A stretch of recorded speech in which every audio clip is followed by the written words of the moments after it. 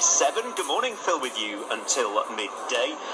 Now, the last few minutes, we have been sampling some of the delights that are in front of me at the moment. I have seen some of the strangest facial expressions on the team today.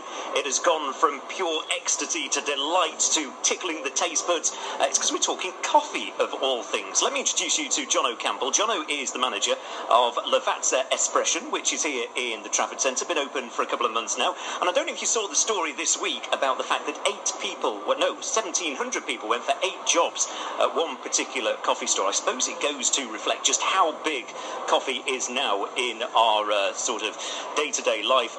Jono, just tell us a little bit about you, first of all, because you've got a fascinating story as to how you actually got to where you are. Yes, basically, I've taken over this new coffee shop, and my story was I started by going to 2 weeks in Turin, where I did my training.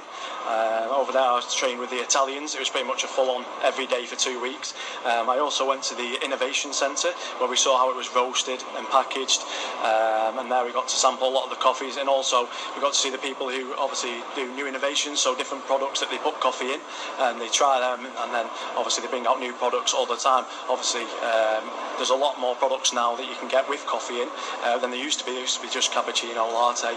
Now you can have iced coffees, you can have alcoholic cocktail coffees. There's a lot more now you can do with it. Presumably you had quite a good understanding of coffee before you went out there, but nevertheless, was it a bit of an eye-opener? It was very much of an eye-opener, yeah. I'd say there's a lot of things that you think you're doing right, but when you go to somewhere like that and they show you a different way, you think you're starting from scratch again. So obviously the training that I've had to start from square one again. But I thought I was pretty good at coffee beforehand. Now, I think we kind of like to stick to what we know in this country. If, for instance, I don't know, if you're a latte drinker, then you'll go into a coffee shop and you'll look at all the fantastic things on the board and you'll still go, can I have a latte, please?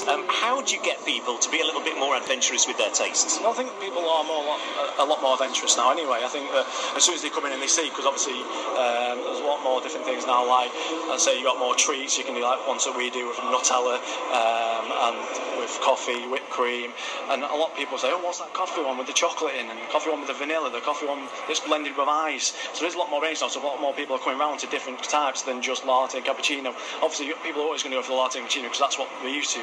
I say we've always been known for tea drinkers, but now I think because of all the different range of coffees you can get, people are starting to come around to the coffee.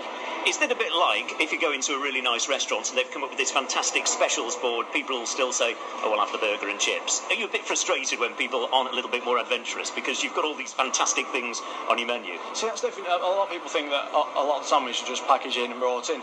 See, our shop where we work, we do a lot of fresh sandwiches, so they're made on site, they're made in the morning and throughout the day. And if someone wanted something different, then we can make that to suit their needs. So it's not just a case of they go and see and then they just grab it. We can make it to what they want, which is different than it used to be. I mentioned those 1,700 people that went for 8 jobs this week. Is that because people think, oh, it's only making coffee? Well, no, I think it's people are seeing that the industry is growing fast, so a lot more people want to get involved, and there's a bit of job security, because obviously if they're seeing it's expanding quickly, then more and more people want to join. How would you sort of, if you like, climb the ladder? What would make you a better coffee maker or producer or barista than, say, somewhere down the road? Do you have people who make this coffee that are of an excellent standard? Obviously, we've all been trained by the Italians, and the Italians are at the top standard anyway.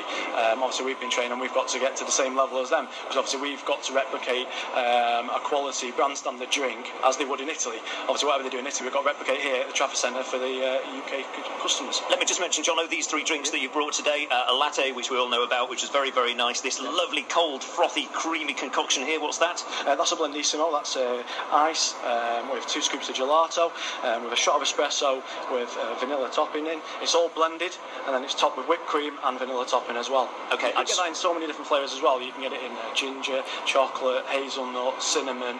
So if we've got the flavour, we can make it for you. It's beautiful. And we can also, because they do decaf. So whatever. Because a lot of people say, oh, because you have decaf, you can't enjoy it as much as you have normal coffee.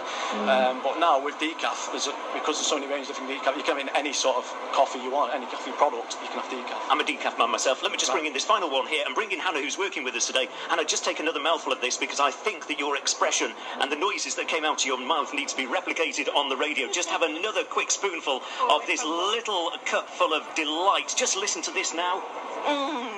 That is unbelievable. There you go. What is it? This is called a nocciolato. It's basically Nutella made into 3 petals on a small Ypsilon glass. It's done with a short espresso, whipped cream, topped with hazelnut chippings and cocoa powder. Wow. How does it make you feel, the fact that you can reduce a woman to that?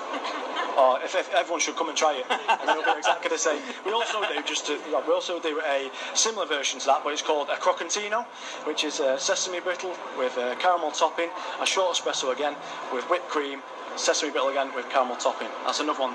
Hannah is ready to be whisked away by you now, Jono. Well done.